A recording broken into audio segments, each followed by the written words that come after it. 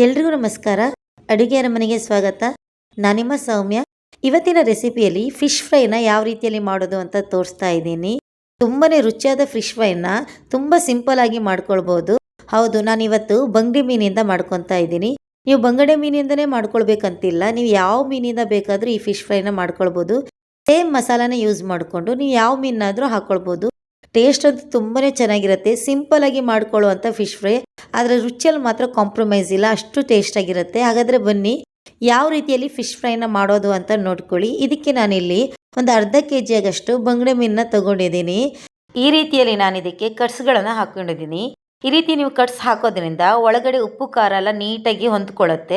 ಹಾಗಾಗಿ ಈ ರೀತಿಯಲ್ಲಿ ನೀವು ಕಟ್ ಮಾಡಿ ಇಟ್ಕೊಳ್ಳಿ. ಇಲ್ಲ ನಿಮ್ಗೆ ಸಣ್ಣದು ಬೇಕಂದರೆ ಇದರಲ್ಲೇ ನೀವು 2 ಅಥವಾ 3 ಪೀಸಸ್ಗಳನ್ನಾಗಿ ರೆಡಿ ಮಾಡ್ಕೊಳ್ಬೋದು. ನಾನಿಲ್ಲಿ ಇಡೀ ಬಂಗಡೆ ಮೀನನ್ನು ತೊಗೊಂಡಿದ್ದೀನಿ. ನೋಡಿ, ಈ ರೀತಿಯೆಲ್ಲ ನೀಟಾಗಿ ಕಟ್ಸ್ಗಳನ್ನು ಹಾಕಿ ರೆಡಿ ಮಾಡಿ ಇಟ್ಕೊಂಡಿದ್ದೀನಿ. ಈಗ ಇದಕ್ಕೆ ಮಸಾಲೆನ ರೆಡಿ ಮಾಡ್ಕೊಳ್ಳೋಣ. ಇಲ್ಲಿ ನಾನಿಲ್ಲಿ 2.5 ಇಂದ 3 ಸ್ಪೂನ್ ಆಗೋಷ್ಟು ಖಾರದ ಪುಡಿನ ಹಾಕ್ಕೊತಾ ಇದ್ದೀನಿ. ಖಾರನ ನಿಮ್ಗೆ ಎಷ್ಟು ಬೇಕು ಅಷ್ಟು ಹಾಕ್ಕೊಳ್ಳಿ. ನಾನಿಲ್ಲಿ ಒಂದು 2 ಸ್ಪೂನ್ ಆಗೋಷ್ಟು ಖಾರದ ಪುಡಿ, ಹಾಗೆ ಒಂದು ಅರ್ಧ ಸ್ಪೂನ್ ಆಗೋಷ್ಟು ಅರಿಶಿನ ಪುಡಿನ ಹಾಕ್ಕೊತಾ ಇದ್ದೀನಿ. 1 ಸ್ಪೂನ್ ಆಗೋಷ್ಟು ಧನಿಯಾ ಪುಡಿನ ಹಾಕ್ಕೊತಾ ಇದ್ದೀನಿ. ರುಚಿಗೆ ನಾನಿಲ್ಲಿ 1 ಸ್ಪೂನ್ ಆಗೋಷ್ಟು ಉಪ್ಪನ್ನ ಹಾಕ್ಕೊತಾ ಇದ್ದೀನಿ. ನಿಮ್ಮ ರುಚಿಗೆ ನೋಡಿಕೊಂಡು ಉಪ್ಪನ್ನ ಹಾಕ್ಕೊಳ್ಳಿ.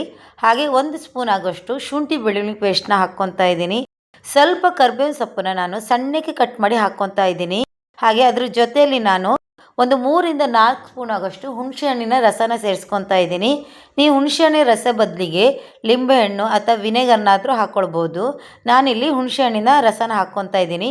ಅದ್ರ ಜೊತೆಯಲ್ಲಿ 1 ಸ್ಪೂನ್ ಆಗೋಷ್ಟು ನಾನು ಎಣ್ಣೆನ ಹಾಕ್ಕೊತಾ ಇದ್ದೀನಿ. ಇದನ್ನೆಲ್ಲ ಹಾಕ್ಕೊಂಡು ಮಸಾಲನ ನೀಟಾಗಿ ಮಿಕ್ಸ್ ಮಾಡ್ಕೊಳ್ಬೇಕು. ಫಸ್ಟಿಗೆ ನೀವು ನೀರನ್ನ ಆ್ಯಡ್ ಮಾಡ್ಕೊಳಕ್ಕೆ ಹೋಗಬೇಡಿ. ಖಾಲಿ ಎಣ್ಣೆ ಮತ್ತು ಹುಣಸೆ ಹಣ್ಣಿನ ನೀರಲ್ಲೇ ಮಸಾಲನ ನೀಟಾಗಿ ಮಿಕ್ಸ್ ಮಾಡಿ ರೆಡಿ ಮಾಡ್ಕೊಳ್ಳಿ. ಆಮೇಲೆ ನೀವು ಸ್ವಲ್ಪ ನೀರನ್ನ ಹಾಕ್ಕೊಂಡು ಮಸಾಲ ದಪ್ಪ ಇರಬೇಕು, ತೀರ ತೆಳ್ಳಕ್ಕಿದ್ರೆ ಚೆನ್ನಾಗಿರೋದಿಲ್ಲ. ಸ್ವಲ್ಪ ಗಟ್ಟಿಯಾಗಿ ಮಸಾಲನ ರೆಡಿ ಮಾಡಿ ಇಟ್ಕೊಳ್ಳಿ. ನೋಡಿ, ಈ ಹದಕ್ಕೆ ಮಸಾಲನ ರೆಡಿ ಮಾಡಿ ಎತ್ತಿಟ್ಕೊಳ್ಳಿ. ಈಗ ನಾವು ಏನು ಮಸಾಲೆನ ರೆಡಿ ಮಾಡಿ ಇಟ್ಕೊಂಡಿದ್ದೀವಲ್ಲ ಅದನ್ನು ಮೀನಿಗೆ ಫುಲ್ಲಾಗಿ ನಾವು ಅಪ್ಲೈ ಮಾಡ್ಕೊಳ್ಳೋಣ. ನೋಡಿ, ದಪ್ಪ ಆಗಿಯೇ ಮಾಡ್ಕೊಳ್ಬೇಕಂತ ಏನಿಲ್ಲ. ಮಸಾಲೆ ದಪ್ಪ ಇರೋದ್ರಿಂದ ನೀವು ಸ್ವಲ್ಪ ತೆಳುವಾಗಿ ಮಾಡ್ಕೊಂಡ್ರೂ ಟೇಸ್ಟ್ ತುಂಬಾ ಚೆನ್ನಾಗಿರುತ್ತೆ. ಮಸಾಲ ಎಲ್ಲ ನೀಟಾಗಿ ಬರುತ್ತೆ. ನೀವು ಈ ರೀತಿ ಮಸಾಲಾನ ಮಾಡ್ಕೊಳ್ಳೋದ್ರಿಂದ ನಿಮಗೆ ತವಕ್ಕೆ ಮೀನು ಕಚ್ಕೊಳ್ಳೋದಿಲ್ಲ, ಹಾಗೆ ಮಸಾಲೆ ಬಿಟ್ಕೊಂಡು ಮೀನೆಲ್ಲ ಪ್ಲೈನಾಗಿ ಕಾಣಿಸೋದು ಇಲ್ಲ. ತುಂಬಾ ಟೇಸ್ಟ್ ಚೆನ್ನಾಗಿರುತ್ತೆ. ಒಂದ್ಸಲ ಟ್ರೈ ಮಾಡಿ ನೋಡಿ ನೀವು. ನೋಡಿ, ಈ ರೀತಿ ಎಲ್ಲ ನಾನು ಒಳಗಡೆ ಎಲ್ಲ ಮಸಾಲಾನ ನೀಟಾಗಿ ಅಪ್ಲೈ ಮಾಡಿ ಎತ್ತಿ ಇಡ್ಕೊತಾ ಇದ್ದೀನಿ. ಮಸಾಲಾನೆಲ್ಲ ಅಪ್ಲೈ ಮಾಡಿ ಒಂದು ಅರ್ಧ ಗಂಟೆ ಆದರೂ ಅದನ್ನ ಹಾಗೆ ಎತ್ತಿ ಇಟ್ಕೊಳ್ಳಿ. ತುಂಬಾ ಚೆನ್ನಾಗಿರುತ್ತೆ. ಇಲ್ಲ ಇವತ್ತು ನೀವು ಮಸಾಲಾನೆಲ್ಲ ಚೆನ್ನಾಗಿ ಊಡಿಟ್ಟು ನಾಳೆ ಮಾಡಿದ್ರು ಇನ್ನೂ ಟೇಸ್ಟ್ ಚೆನ್ನಾಗಿರುತ್ತೆ. ಉಪ್ಪು ಖಾರ ಎಲ್ಲ ಎಳ್ಕೊಂಡು ಮೀನಿಗೆ ಮಸಾಲೆ ಇನ್ನೂ ರುಚಿಯಾಗಿ ಬರುತ್ತೆ. ನೋಡಿ, ಮೀನಿಗೆಲ್ಲದನ್ನೂ ನಾನು ನೀಟಾಗಿ ಅಪ್ಲೈ ಮಾಡಿ ರೆಡಿ ಮಾಡಿ ಇಟ್ಕೊಂಡಿದ್ದೀನಿ. ಈ ರೀತಿಯಲ್ಲಿ ಮಾಡಿ ನಾನು 30 ನಿಮಿಷ ಫ್ರಿಜ್ಜಲ್ಲಿ ಇಟ್ಕೊಂಡಿದ್ದೀನಿ. ನೀವು ಫ್ರಿಜ್ಜಲ್ಲಿ ಇಟ್ಕೊಂಡ್ರೂ ಪರವಾಗಿಲ್ಲ, ಇಲ್ಲ ಹೊರಗಡೆ ಎತ್ತಿಟ್ರೂ ಪರವಾಗಿಲ್ಲ. 30 ನಿಮಿಷ ಆದಮೇಲೆ ನಾನು ಇದನ್ನು ಫ್ರೈ ಮಾಡ್ಕೊಳ್ತಾ ಇದ್ದೀನಿ. ಇಲ್ಲಿ ನಾನೊಂದು ಪ್ಯಾನಿಗೆ 3 ಸ್ಪೂನ್ ಆಗೋಷ್ಟು ತೆಂಗಿನೆಣ್ಣೆನ ಹಾಕ್ಕೊಂಡಿದ್ದೀನಿ. ಈ ತೆಂಗಿನೆಣ್ಣೆ ಹಾಕೋದ್ರಿಂದ ಫ್ಲೇವರ್ ತುಂಬಾ ಚೆನ್ನಾಗಿರುತ್ತೆ.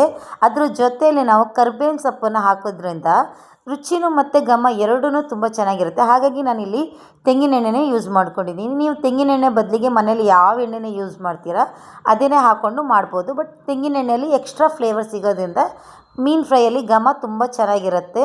ಮೀನಿನ ಘಮಕ್ಕಿಂತ ಅದರಲ್ಲಿ ಎಣ್ಣೆ ಘಮ ಜಾಸ್ತಿ ಇರೋದ್ರಿಂದ, ಇಲ್ಲ ನಮಗೆ ಫಿಶ್ಶು ಅಷ್ಟು ಇಷ್ಟ ಆಗಲ್ಲ, ಅದೊಂಥರ ವಾಸನೆ ಅಂತ ಹೇಳೋರು, ನೀವು ತೆಂಗಿನೆಣ್ಣೆನೇ ಯೂಸ್ ಮಾಡಿಕೊಂಡು ಫ್ರೆಶ್ ಫ್ರೈ ಮಾಡ್ಕೊಳ್ಳಿ. ಅದ್ರ ಘಮ ತುಂಬಾ ಚೆನ್ನಾಗಿರುತ್ತೆ.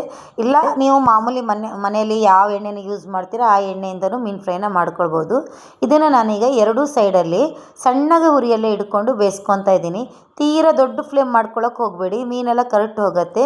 ನೀವು ಮೀಡಿಯಮ್ ಫ್ಲೇಮ್ಗಿಂತನೂ ಸ್ವಲ್ಪ ಸಣ್ಣ ಉರಿಯಲ್ಲೇ ಇಟ್ಕೊಂಡು ಅದನ್ನ ಒಂದು 10 ನಿಮಿಷ ಆದರೂ ಆ ಕಡೆ ಈ ಕಡೆ ತಿರುವು ಹಾಕ್ಕೊಂಡು ಬೇಯಿಸ್ಕೊಳ್ಬೇಕು. ಈ ಮಧ್ಯದಲ್ಲಿ ನಿಮ್ಗೆ ಏನಾದರೂ ಎಣ್ಣೆ ಬೇಕು ಅಂತ ಅನಿಸಿದರೆ ಅದ್ರ ಮೇಲ್ಗಡೆ 1 ಸ್ಪೂನ್ ಆಗೋಷ್ಟು ಎಣ್ಣೆನ ಹಾಕ್ಕೊಳ್ಬೋದು. ನಾನಿಲ್ಲಿ ಆಲ್ರೆಡಿ 3 ಸ್ಪೂನ್ ಎಣ್ಣೆ ಹಾಕಿರೋದ್ರಿಂದ ಮತ್ತೆ ನಾನು ಎಣ್ಣೆನ ಹಾಕ್ಕೊಳಕ್ಕೆ ಹೋಗಲ್ಲ. ನೋಡಿ, ಮೀನೆಲ್ಲ ಚೆನ್ನಾಗಿ ಬೇಯ್ತಾ ಇದೆ. ಆ ಕಡೆ ಈ ಕಡೆ ಒಂದು 5 ರಿಂದ 6 ಸತಿ ನಾನು ತಿರುವು ಹಾಕ್ಕೊತಾ ಇದ್ದೀನಿ. ಒಂದು 5-6 ಸತಿ ತಿರುವು ಹಾಕಿದ ಮೇಲೆ ಎಣ್ಣೆ ಎಲ್ಲ ಡ್ರೈ ಆಗ್ತಾ ಇದ್ದಾಗ ನಿಮಗೆ ಫಿಶ್ ಬಂದಿರುತ್ತೆ.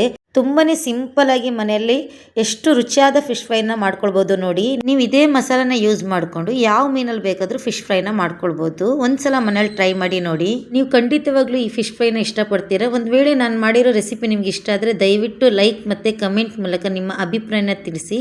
ವಿಡಿಯೋ ನೋಡೋದಕ್ಕಾಗಿ ಧನ್ಯವಾದಗಳು.